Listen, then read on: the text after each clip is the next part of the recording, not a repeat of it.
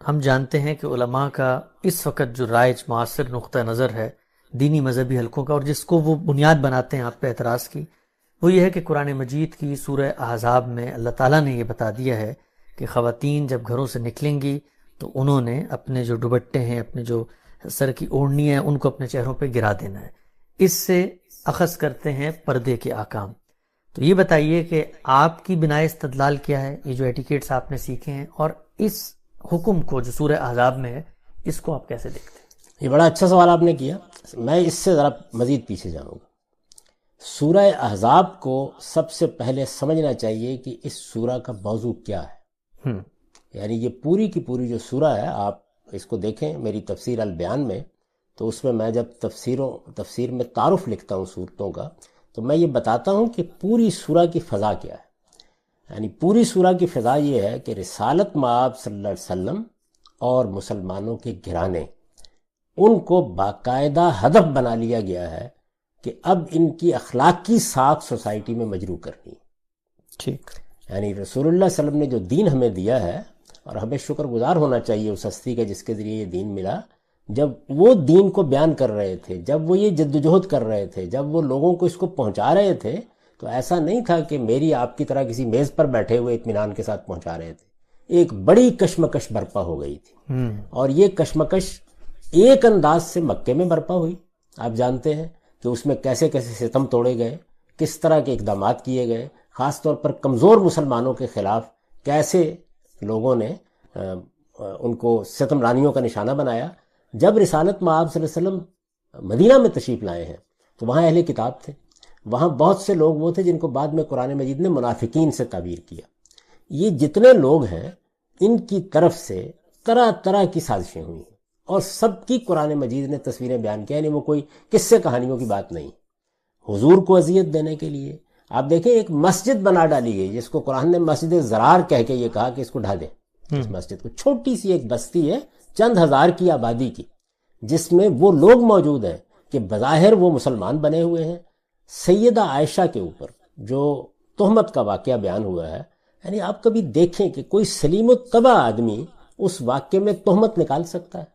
نکال لی گئی۔ تو ایک ایسی فضا تھی کہ جس میں پہلے حملہ کرنے کی کوشش کی گئی، باہر سے حملہ آور بلائے گئے، رسالت مآب صلی اللہ علیہ وسلم کی اپنی ذات پر حملہ آور ہوئے، آپ کو گھروں میں بلا کر آپ کے اوپر پتھر گرانے کی کوشش کی گئی۔ اس طرح کی بے شمار چیزیں ہوئیں۔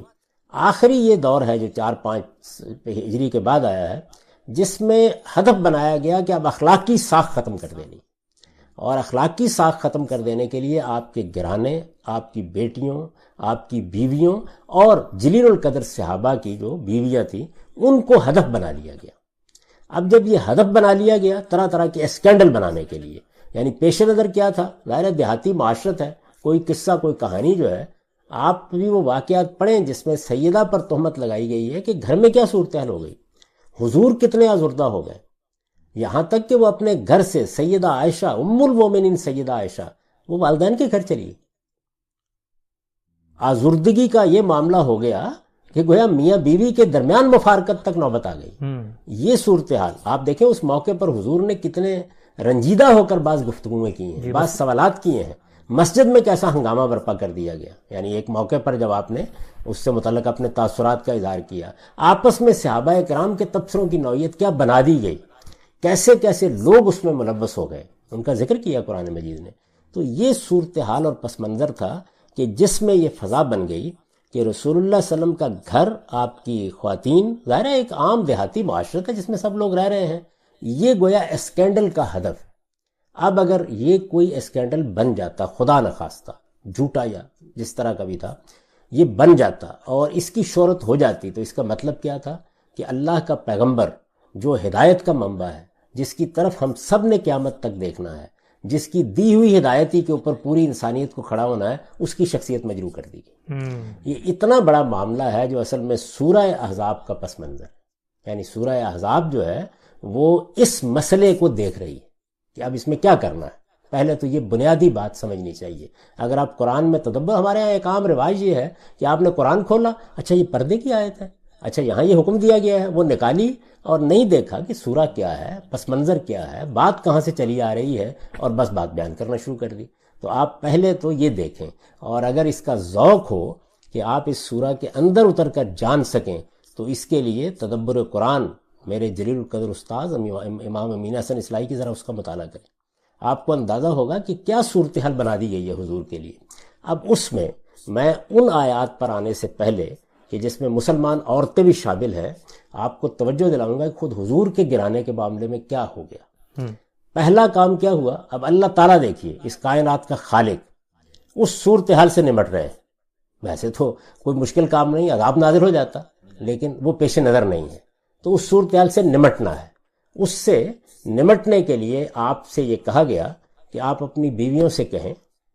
کہ وہ انتخاب کر لیں ایک بار پھر،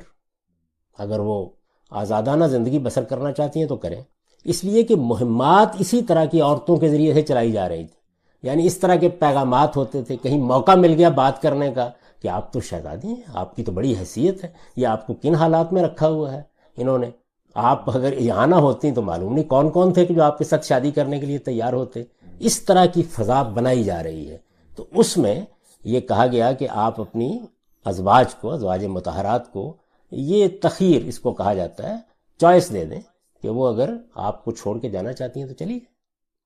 کوئی ان کے اوپر مسئلہ نہیں ہوگا، یعنی ہم آپ کے لیے دوسرے بندوبست کر دیں گے۔ اب یہ کیا چیز تھی، یعنی مقصد یہ تھا کہ اس موقع پر ازواج مطہرات جس کردار کا مظاہرہ کریں گی اس کے لحاظ سے یہ فتنہ دم توڑ دے گا، حوصلے پست ہو جائیں گے۔ جیسے سیدنا ابراہیم کو ایک امتحان سے گزارا گیا تو ازواج مطہرات کو بھی اس امتحان سے گزارا گیا، اور اس امتحان سے یہ آسان معاملہ نہیں تھا، یعنی ترغیبات کی ایک دنیا باہر موجود ہے۔ رسالت مآب صلی اللہ علیہ وسلم میں جیسے کہ پھر قرآن مجید کی اس آیت کے تحت روایات سے معلوم ہوتا ہے کہ جا کے اپنی ازواج سے بات کی تو انہوں نے کہا کہ نہیں، ہمیں تو ایک لمحے کے لیے بھی نہیں سوچنا، ہم بہت سوچ سمجھ کے آپ کے ساتھ ہیں اور آپ ہی کے ساتھ رہیں گے۔ تو انہوں نے انتخاب کر لیا، جب انتخاب کر لیا یعنی پہلے چوائس دیا گیا، آپ عام عورتوں کی زندگی بسر کرنا چاہتی ہیں تو آپ چلی جائیں، اگر آپ چلی جاتی ہیں تو ہم آپ کو اطمینان کے ساتھ خوش اسلوبی سے رخصت کر دیں گے، یعنی رسالت مآب صلی اللہ علیہ وسلم کے نکاح میں آپ نہیں رہیں گی، یہ آپ کو اختیار دیا جا رہا ہے۔ پہلے یہ بات کہی گئی، جس وقت انہوں نے یہ انتخاب کر لیا تو پھر انہیں کہا گیا کہ اب ہم آپ کو بعض خصوصی احکام دے رہے ہیں تاکہ یہ جو اسکینڈل بنانے والے لوگ ہیں ان کا خاتمہ کیا جا سکے۔ وہ خصوصی احکام دینے سے پہلے یہ بتایا کہ لستن کاحد من النساء، تم عام عورتوں کی طرح نہیں ہو، تمہاری حیثیت بڑی غیر معمولی ہو گئی ہے، تم پیغمبر کے ساتھ ہو تو اب پیغمبر کو تمہارے ذریعے سے اور تمہیں پیغمبر کے حوالے سے دیکھا جاتا ہے، تو اس لیے اپنی اس ذمہ داری کو پہچانو۔ اور دیکھیے اللہ تعالیٰ کا انصاف، یعنی جو چیزیں عام لوگوں سے مطلوب نہیں ہیں پہلے انہیں عام لوگوں کی زندگی بسر کرنے کا حق دے دیا گیا، اگر وہ اس وقت کوئی انتخاب کر لیتی تو عام زندگی بسر کرتی، لیکن انہوں نے جب پیغمبر ہی کا انتخاب کیا، جو عزت جو شرف ان کو حاصل تھا انہوں نے اسی کو اپنی سعادت سمجھا، اور سب نے بغیر کسی توقف کے یہ کہہ دیا کہ نہیں، اس کا کوئی سوال ہی نہیں۔ جب یہ بات ہو گئی تو اللہ تعالیٰ نے کہا کہ اب ہمیں کچھ خصوصی احکام دینے ہیں، اور یہ خصوصی احکام دیتے وقت یہ ذہن میں رکھو کہ اگر کوئی غلطی ہوئی تو جس طرح دوہرا عذاب ہے تمہارے لیے، اسی طرح سے چونکہ تم یہ زائد ذمہ داریاں اور پابندیاں قبول کر رہی ہو تو تمہاری ہر نیکی کا دوہرا اجر بھی، یعنی اس کی بنیاد ہی بالکل یہاں سے رکھی ہے۔ یہ رکھنے کے بعد رسالت مآب صلی اللہ علیہ وسلم کی ازواج مطہرات سے یہ کہا گیا کہ آپ اب حجاب میں ہوں۔ یہ اصل میں یہ ہے وہ جگہ جہاں سے یہ مسئلہ پیدا ہوا، یعنی ازواج مطہرات کے معاملے میں یہ فیصلہ کیا گیا کہ وہ باہر نکلیں گی تو اہتمام کر کے، اور اگر گھر میں ہوں گی تو وہاں بھی کوئی اسی طرح نہیں آئے گا۔ مسجد میں بیٹھنے والے لوگ بھی اگر کوئی چیز لینی ہے تو کس طرح آئیں گے، ان سے کہا گیا کہ آپ کو باہر کی سرگرمیاں بھی ختم کر دینی ہیں۔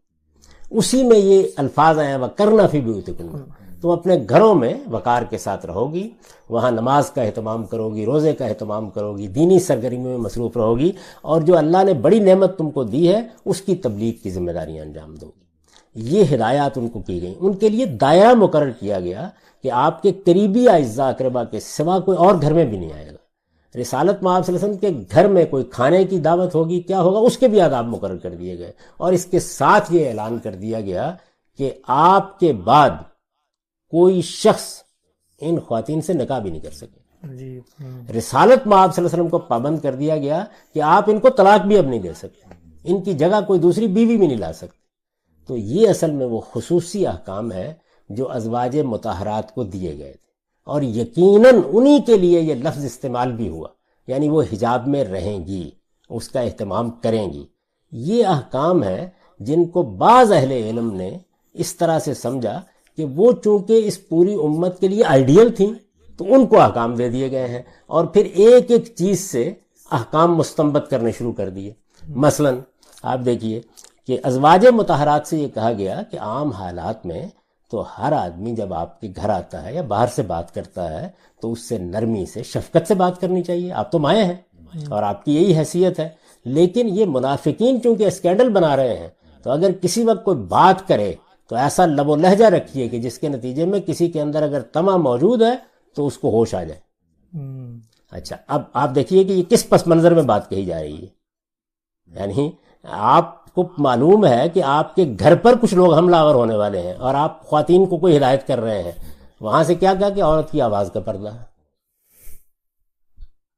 یعنی یہ آپ دیکھ رہے ہیں نا, یعنی ایک زاویہ نظر کی غلطی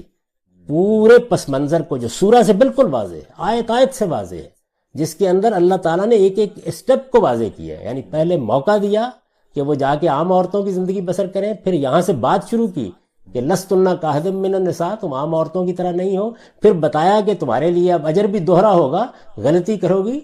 تو سزا بھی دوہری ہوگی. یہ سب کچھ کہنے کے بعد یہ ہدایات دی گئی. اچھا, اسی طرح جب یہ کہا گیا کہ وہ کرنا فی بیوتکن, تو کیا کہا جا رہا ہے کہ عام عورتوں نے باہر نکلنا ہے, گھروں سے باہر جا کے کوئی کام کرنے ہیں, کھیتوں میں جانا ہے, انہوں نے جا کے جانور چرانے ہیں, جو اس وقت کی معاشرت ہے. تم لوگوں کو اب یہ سب کام میں بالکل نہیں جانا کسی چیز,